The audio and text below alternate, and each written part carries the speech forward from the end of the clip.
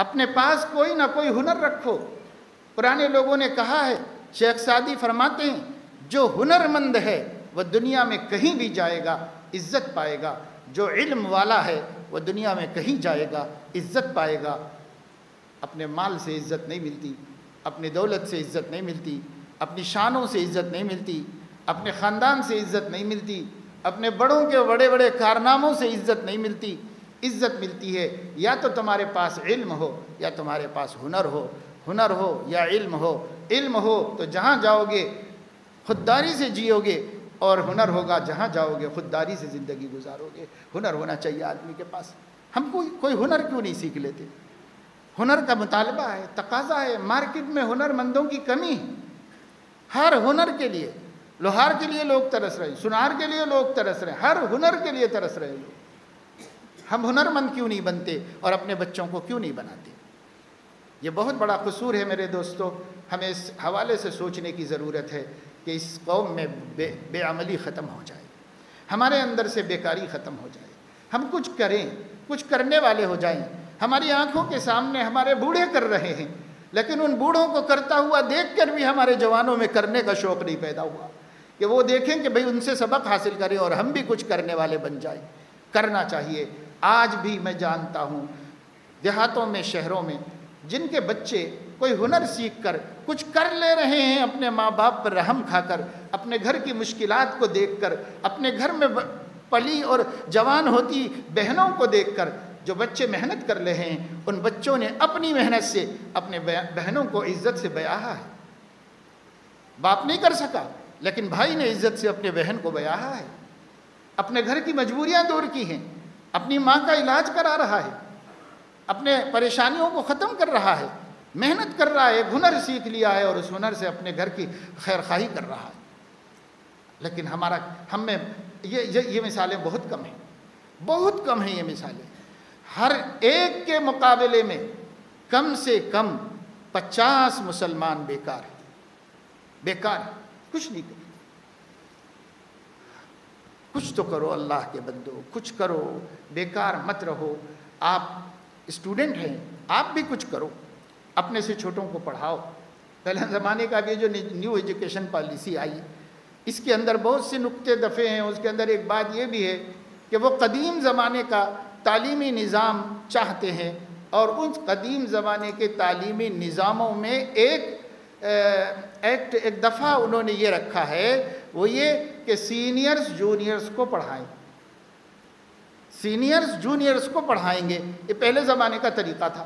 استاد ایک جماعت کو پڑھاتا رہتا تھا اور اس کے نیچے والی جماعت کو وہ پڑھاتے تھے اور اس کے نیچے والی جماعت کو وہ پڑھاتے تھے۔ جیسے ہمارے ہاں بھی حضرت امام ربانی مولانا رشید احمد گنگوئی رحمۃ اللہ علیہ کے مدرسے کا یہی سسٹم کتابوں میں لکھا ہوا ہے کہ حضرت تو احادیث و تفاسیر پڑھا دیتے تھے آخری جماعت کو، اور وہ آخری جماعت نیچے والوں کو مشکات پڑھاتی تھی اور وہ نیچے والوں کو ہدایہ پڑھاتی تھی۔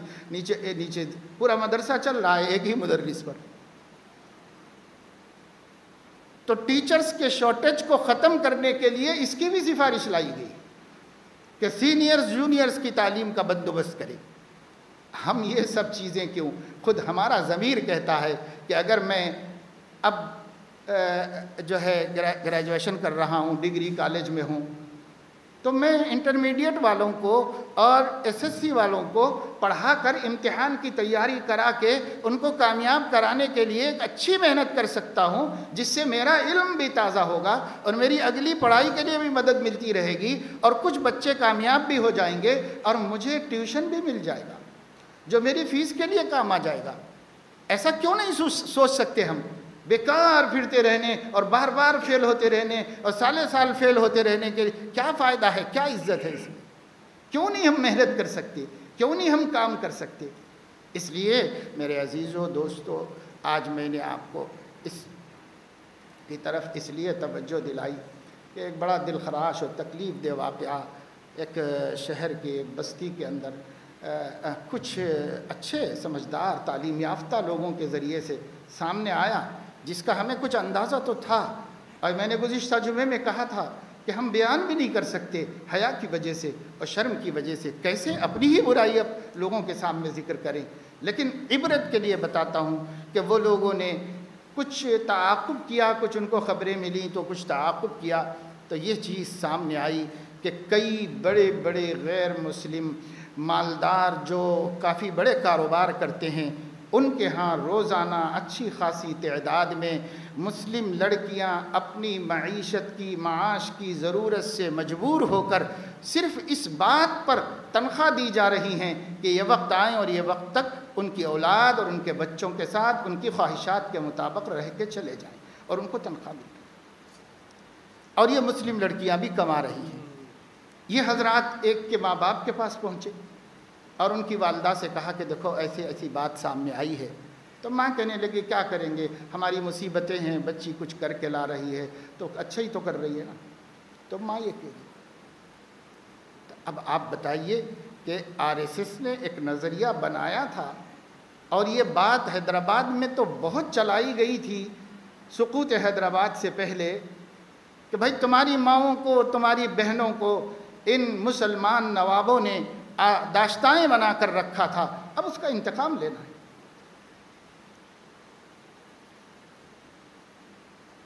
اللہ تعالیٰ ہماری قوم کو صرف غصے میں آنے کے بجائے شعور میں آنے کی توفیق عطا فرمائے۔ ہم غصے میں آتے ہیں، ہم جذبات میں بھڑکتے ہیں، ہم ایک چیز کو توڑ پھوڑ کے رکھ کے اس کے بعد سمجھتے ہیں مسئلہ کا حل ہو گیا۔ کچھ بھی نہیں ہوگا اس سے۔ آپ کے اس اشتعال کو دیکھ کر وہ جشن منائیں گے اور خوشی کا اظہار کریں گے، دیکھو ہم نے ان کا دل جلا دیا اور جلانے میں کامیاب ہو گیا۔ یہ کوئی مسئلے کا حل نہیں ہے۔ صبر کرو اور ایک انقلاب لاؤ اپنے گھروں میں، عزت کا انقلاب، حیا کا انقلاب۔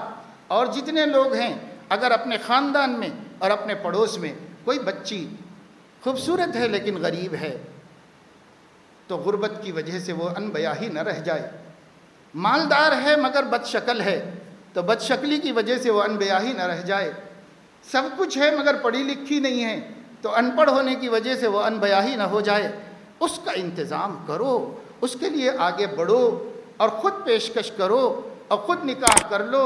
اللہ سے یہ کہو اللہ یہ میری پسند کی تو نہیں ہے لیکن میں نے آپ کی امت کی عزت، آپ کے بندوں کی عزت کے لیے، آپ کے حبیب کی امت کی عزت کے لیے اپنی پسند قربان کی ہے، تو اسی عمل کو قبول کر لے اور اس گنہگار بندے کو معاف کر دے۔ اللہ سے اس کا سودا کر لو، ایک غریب کا کام بناؤ، اللہ سے اس کا سودا کر لو۔